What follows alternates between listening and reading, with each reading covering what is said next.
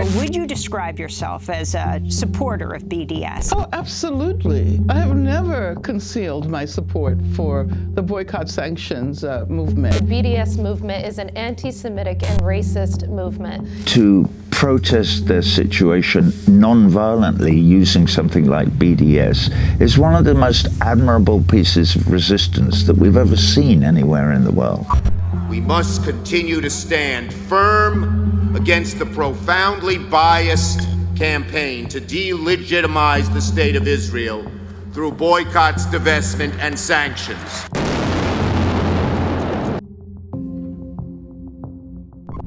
So, thank you so much for coming. Omar Barghouti, one of the founders of the BDS campaign, the Boycott, Divestment and Sanctions movement.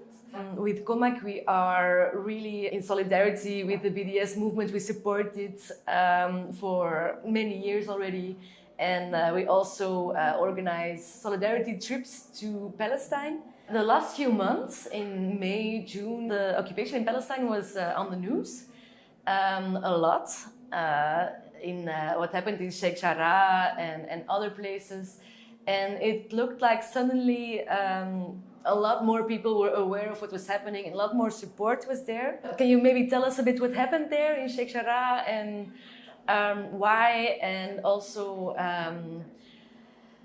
yes, the words that were used a lot, occupation, apartheid.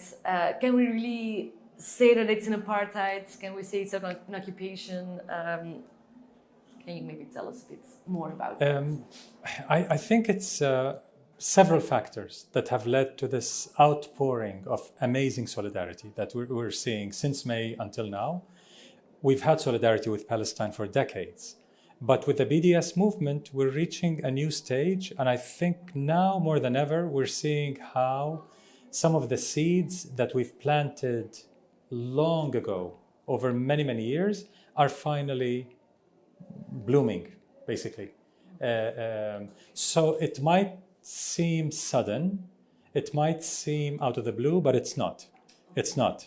It's really rooted in a very long heritage of struggle, of resistance, of solidarity. I think what is different this time around, it's not just that Israel's massacre in Gaza, atrocities in Sheikh Jarrah, Silwan, across Jerusalem, in the 1948 area, in Lidda, in Ramle, in Akka, in Haifa, everywhere, the atrocities committed against all our people were televised. People could see them on television, on YouTube, on the internet. So Israel, no matter how much its propaganda system tried to work over time to whitewash its crimes, it failed. It really failed this time. And because of BDS, many solidarity networks had the tools of how to deal with this atrocity wave, how to channel anger and sympathy into more productive, meaningful, strategic solidarity. In other words, one can get angry. How can they get away with bombing whole families with their F-16 fighter jets provided by the United States, with their weapons provided by Europe, and how the Western world is totally silent, and therefore the United Nations is largely silent. So people get outraged. With BDS, we tell them, don't get angry, get even. so help us, do something about it. Don't just get angry. It doesn't help me if you get angry in Belgium, or in the US, or in South Africa, or in India. It helps me if you channel that anger, that outrage into a critical mass, people's power, to challenge complicity, to end complicity. So I think that might explain why we saw Hollywood figures, major athletic figures, music legends coming out so strongly for the first time, saying enough is enough, enough with apartheid. We've been talking about apartheid for almost 20 years. Finally, it's mainstreaming. Indeed, we need a critical mass. That's really an interesting concept. And one that you're trying to organize with BDS campaign. So can you maybe tell a bit more about the BDS campaign specifically? What do you do? What are you What are your goals? Yeah, the boycott, divestment and sanctions, or BDS movement, was launched by the absolute majority of Palestinian society in 2005. It is inspired by the South African anti-apartheid movement, the US civil rights movement, and other struggles, India, Ireland, and so on. But the main inspiration is our own Palestinian popular resistance over many, many decades against British colonialism initially and Zionist settler colonialism, and later the State of Israel and its organs denying us our basic rights. So BDS basically came from that long heritage of Palestinian resistance. But the new thing about BDS, so boycotts are not new to Palestinians. We've been doing boycotts for many, many decades. And solidarity is not new. We've had solidarity for many decades. What's new about BDS is connecting the two, that our resistance inside against Israel's regime of occupation, settler colonialism, and apartheid cannot possibly succeed without cutting the links of complicity. State complicity, corporate complicity, institutional complicity, because Israel's regime does not exist in a vacuum. It only exists because of support it gets from the world.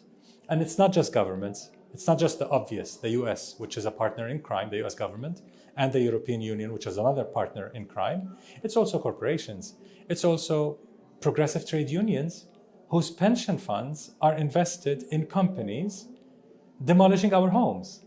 So even progressive unions have something to do. You have a responsibility to act. So the responsibility goes a long way because of this long colonial heritage and the ongoing complicity. And so BDS calls for cutting those links of complicity so that Palestinians can reach freedom, justice, and equality. We cannot do it alone. We need this meaningful solidarity. And it's never asking for charity.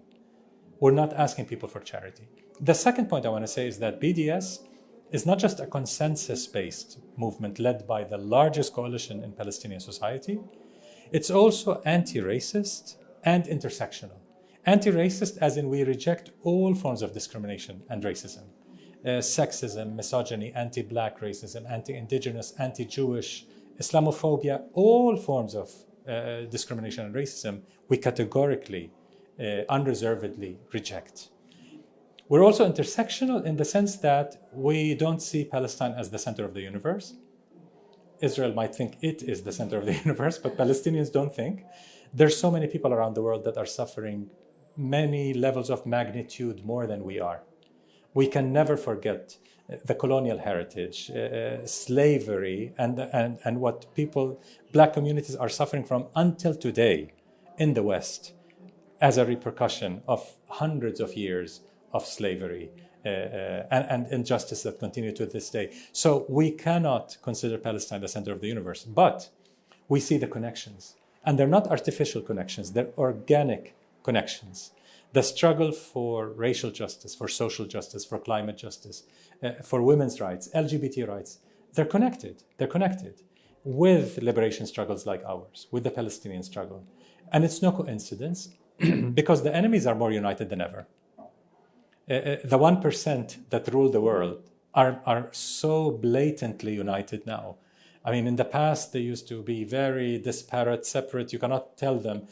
With Trump, this vulgar epitome of savage capitalism, you suddenly see all those ultra rich and ultra powerful around the world perfectly united against all of us, the big banks and the big corporations and the big governments that support them and so on. So we're connected not because of an ideological slogan, yeah, unite everyone. It's a nice slogan, but it's in reality, our enemies are united, so we have no choice but to unite. So it's a matter of principle, first and foremost. The slogan is right, but it's also a pragmatic need. It's a necessity. Without uniting, none of us can succeed because the enemies are too powerful. Okay, so specifically boycotting, I sometimes hear people say, is it even useful to boycott? Aren't you like specifically focusing on individual actions instead of maybe pushing for sanctions more? Do you think that's a little bit too individual or even possible to do? No, you're right. I mean, if all one does is boycott a brand, it won't be that effective. Again, it's about people's power. It's about critical mass. That's one thing. So we need a lot of people boycotting a certain company to affect that company. And boycott is not the only tactic. It's divestment and sanctions. Divestment is withdrawing investments. So companies invest in companies, pension funds invest in companies, trade union funds invest in companies, and usually the investors do not care much about human rights. They care about maximizing profits. In the US, I don't know how it is in Belgium, it's by law, you have to ignore all factors that do not contribute to profit, by law. If you're an investment company and I give you my money to invest it, you're not allowed to decide I'm divesting from this company because I don't like their policy on women, for example, or on gay people. How does that affect profitability? It doesn't. It's illegal to do that. Imagine. By law, fiduciary responsibility, maximizing profits. So we need to look at those issues and see how can we push for divestment to see human rights violations, not just as immoral, illegal, violating people's rights, denying them their rights, but also ultimately not necessarily good for sustained profits. Imagine we have to hold our nose and say useless language, but we have to. When we were pressuring big pension funds, you have to tell them your reputation is being damaged, that will hurt you. Reputation is profit, that will hurt you. If you invest in a company that is today making a lot of profit because human rights violations can be very profitable, but as in South Africa, it can all collapse. So your entire investment can collapse. So reputation is taken much more seriously today. Social responsibility is taken much more seriously. And that's why those criminal banks and largest tech corporations today all talk about ethical, social responsibilities. All of a sudden, Black Lives Matter to them. All of a sudden they care about women's rights and gay. Everyone suddenly cares about all rights. It's not that they really do care. It's to win a new market and because reputation is money. So we hurt the reputation. If we cannot hurt the bottom line of a company, we hurt the reputation. So divestment is convincing investors to pull their investment because this company is bad for you.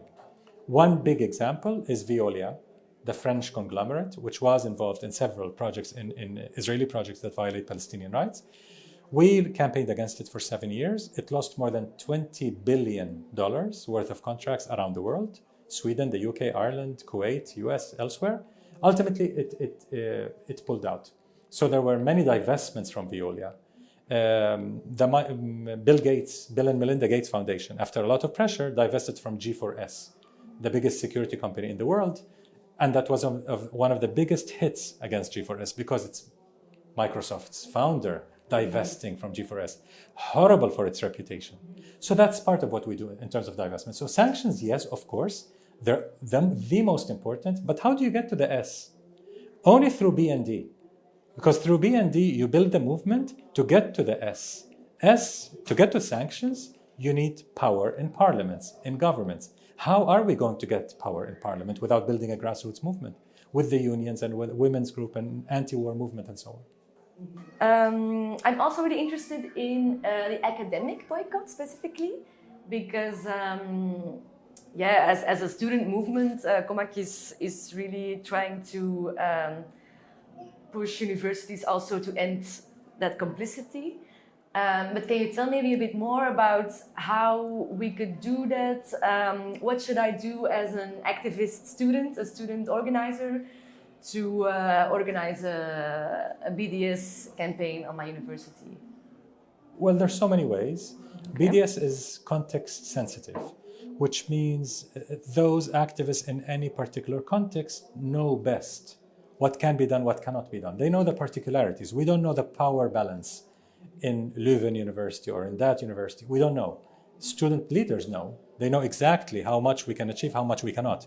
So we cannot, from Palestine, let's say, ask the Student Federation of Belgium to support a specific campaign when we know they really can't do much about it. What we know is that Belgian universities are still, many of them, complicit because of ongoing research projects with Israeli universities. All of Israeli universities are guilty, are complicit, all of them with no exception. The academic boycott is something we've called for before BDS in general, by the way. The academic and cultural boycott started in 2004, a year before BDS. And that wasn't a coincidence. It's because academia and culture in Israel are a pillar of the system of oppression. Universities in Israel play a major role in designing, in implementing, in justifying, in whitewashing Israel's apartheid, Israel's occupation, Israel's settler colonialism. Many of the projects of colonialism are designed in universities. The worst, some of the worst war crimes you can imagine, and if we had time I can go into details, are designed in universities. Weapons and military doctrines that are extremely racist and criminal are designed by Israeli universities and justified by Israeli universities. So we called for a boycott of all Israeli universities because they're complicit. So we don't boycott identity, we boycott complicity. So we don't care if a company is Israeli, or French, Belgian, Saudi, or Indian. If it's violating our rights, we call for a boycott. So identity is not an issue, it's the complicity aspect. So students would know what to target. If, let's say, you're in a university that has joint security / military research going on with Tel Aviv University, with Hebrew University, that would be an excellent target. We have 4 criteria for selecting a target, and maybe it connects with student work. First, the level of complicity. If you have 2 targets, one more deeply complicit or more obviously complicit than the other, then that would make a better target for obvious reasons. Military is usually the worst. I mean, you don't need to explain much. It's military, a state that's committing horrible crimes against humanity, against Palestinians. How can we have joint research with them? So that's the easiest. That's number 1. Number 2, intersectionality, cross-movement targeting. In other words, if a company or a university is only violating Palestinian rights versus another entity, institution or corporation that's violating several communities' rights, the second is a better target because it allows us to connect our struggles, to see how our justice struggles are connected. The third is media appeal. In other words, you have 2 companies as complicit, but one of them is well-known, big brand name, HP, Caterpillar, AXA, Puma, CAF, and so on. Another one is XYZ that no one has heard of. We target the better-known company because it allows us access to the media. Big companies are big news. The fourth and last is potential for success, which is extremely important because sometimes we target things because we feel very strongly about without strategizing, without thinking, can I achieve my goals in this campaign? I hate this bank. I hate this company. It is horrible. It's doing horrible things. But can I succeed or not? I mean, so you're angry. Big deal. Leave your anger at home. We can't work as angry people. We have to work as cool strategists. We can't. Not that we bury our emotions. Our emotions are there, but let them guide us to think strategically, can we succeed or not? If we cannot succeed, why do the campaign? To feel good about yourself? No, that's not good enough.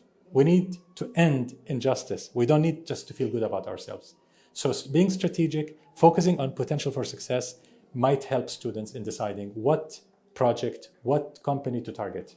If a university is contracting AXA, let's say, insurance, that would be an excellent target. Go after that because it's winnable.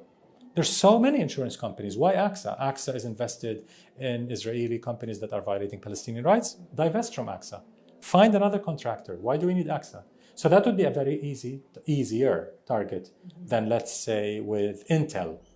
You have a project with Intel. Intel is extremely complicit, but unfortunately extremely difficult to boycott because it's in everything. Now, it's difficult sometimes to organize these kinds of academic boycotts because, there's a lot of arguments against it that a lot of people use. So maybe, for example, you get comments like, okay, but it's too harsh and it's the boycott is itself boycotting the democratic dialogue and the freedom of expression and freedom of speech. So what would you say against these arguments? Well, first, the premise is false. This argument is based on a false premise. Israeli universities are not bastions of democracy and human rights, and that's nonsense, actually. It's factually, it's absolutely false. And I can give you a lot of examples. But one maybe quick example, a number of years ago, maybe I think it was 6-7 years ago, 4 Israeli researchers, Jewish Israeli researchers, started a petition calling on the Israeli military government in the West Bank to allow Palestinian students and academics access to their schools and universities. Very basic freedom of movement, basically. No end occupation, God forbid, nothing radical. Just allow them access at checkpoints. Don't block them. Let them go to school. That's it. They sent this petition to 9,000 all Israeli academics, 9,000 of them. Only 400 and something signed out of 9,000. That is less than 5% of Israeli academia were ready to sign such a simple, basic petition to allow freedom of movement for academics and students. So we know that it's absolutely false. So that's first. Second, those universities, you're boycotting the institutions, not individuals. That's a very important principle. The academic and cultural boycott, BDS in general, does not target individuals. So if a university in Belgium wants to invite an Israeli sociologist to give a seminar, if the sociologist is coming on her own, invited by the Belgian university, and the Belgian university is paying her fees, her transportation, and so without any institutional link with a complicit Israeli university, we don't call for a boycott. Because we don't target a person because she's Israeli. We don't target identity. But if that same Belgian university has an agreement with an Israeli university, exchange program, whatever, then we call for a boycott. Because that normalizes the Israeli university. It allows us to have this appeal worldwide. It has this great relations with universities in the West and so on. So we call for cutting those links. So there's nothing that suppresses the so-called peace camp, which does not exist, by the way. I mean, there's the anti-colonial camp, Jewish Israelis who are opposed to colonialism, opposed to apartheid, and they're our partners in the struggle. We co-resist, we resist together to end oppression. But the so-called peace camp, the Zionist peace camp, was never interested in peace based on justice. Peace as in peace and quiet. The slaves should shut up and we continue our business.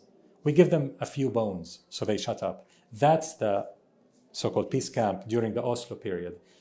Thank God that's gone, that's finished, because this was such a sham, such a facade to cover up the apartheid system. Now it's gone. Now apartheid is naked. Nothing is covering it. So there is no peace movement to start with, to hurt.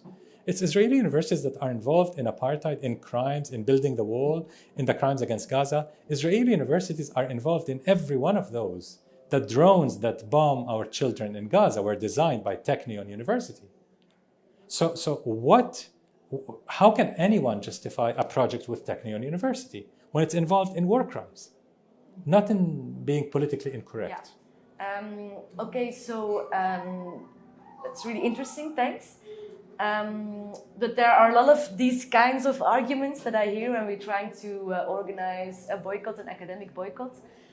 For example, an accusation that's made sometimes is that BDS or an academic boycott is like a form of intimidation because, you know, maybe those 400 academics that signed, all right, but then those 8,600 other academics, maybe they were intimidated?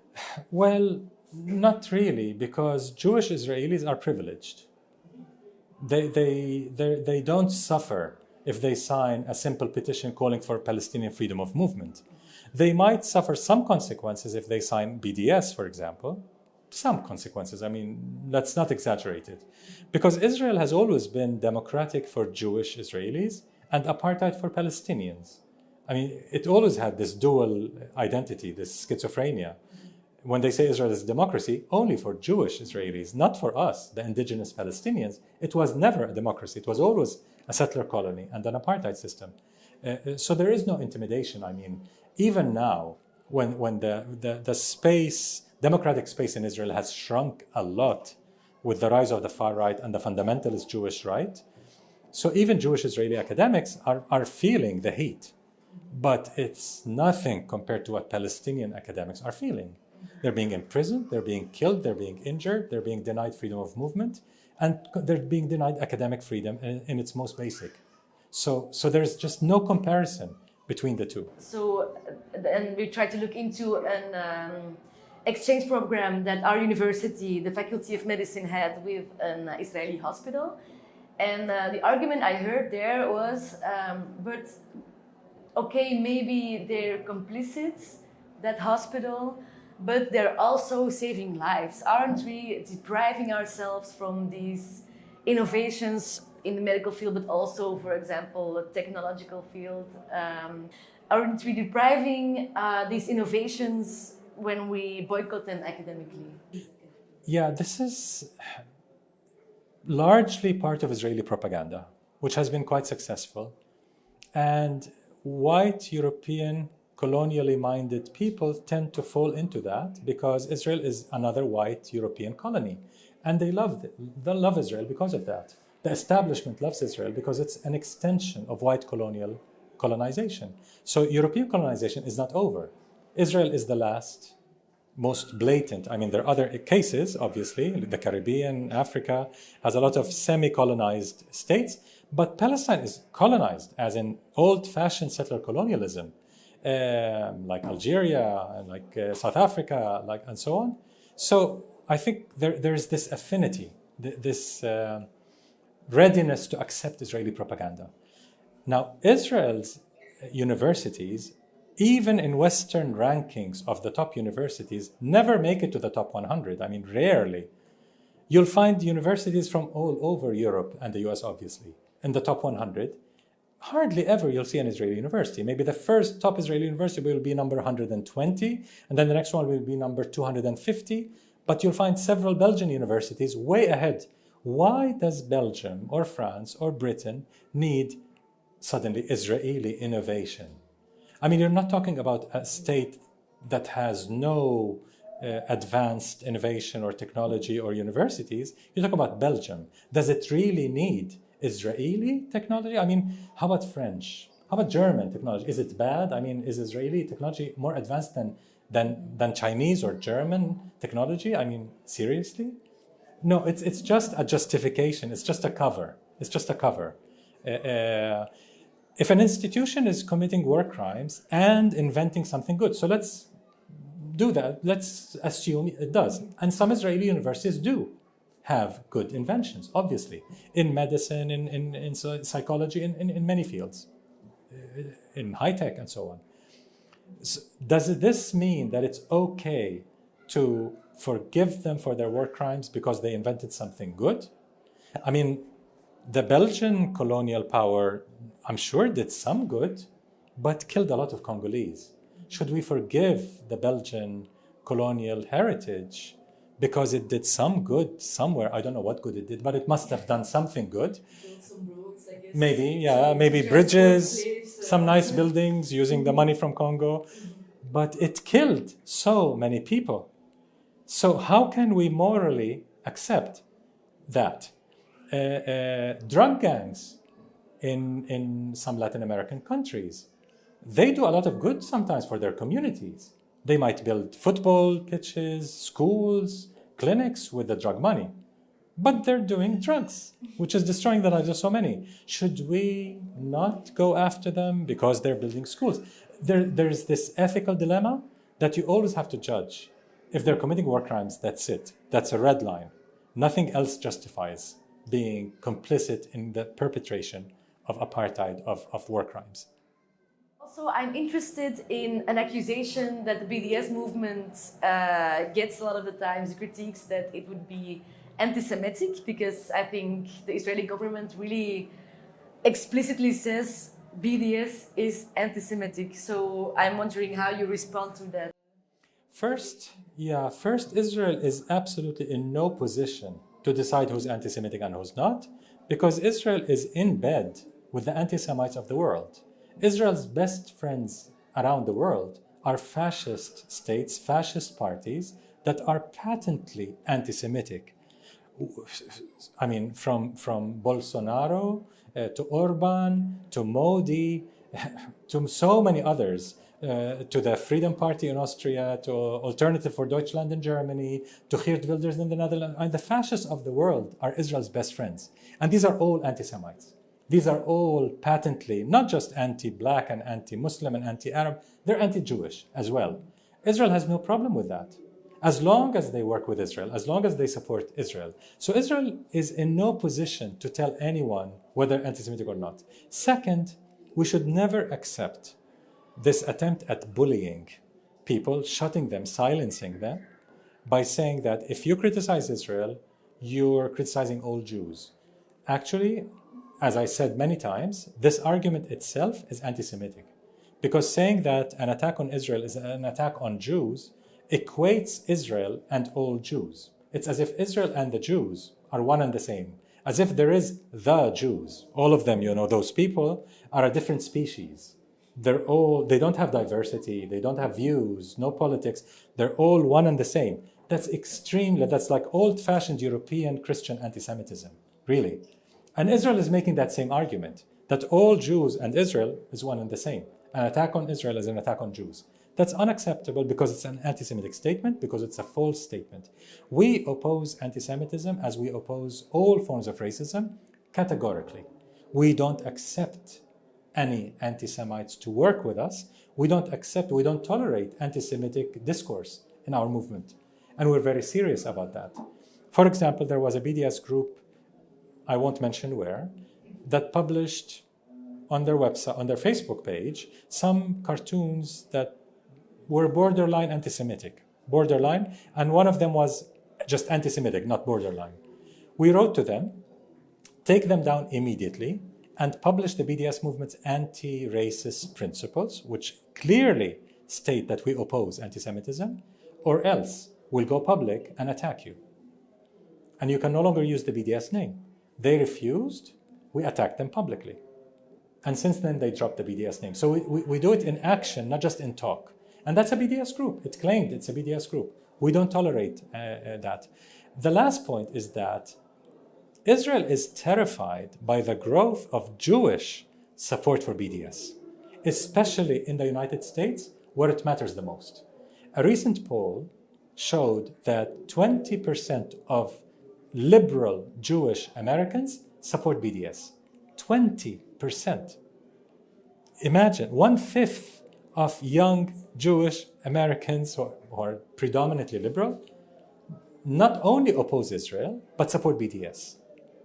It is destroying the argument that calling for ending apartheid, ending occupation, ending settler colonialism is anti-Jewish. It is not. It's anti-apartheid. It's anti-colonial. It is not anti-Jewish. I think we're approaching the end of our discussion. Thank you so much. And I'm just wondering, you maybe, if you want to add a message to students and youth in Belgium who are organizing and organizing against injustice everywhere? Yes, in these times of pandemic, in these times of shrinking democracies, austerity measures on the rise, neoliberal privatization on the rise, no one can afford to fight injustice alone. Now more than ever, especially with the pandemic, it should be clear to anyone, either we all fight injustice in all forms and shapes, or we all lose. And we're not intent on losing, we're intent on winning, but we win together.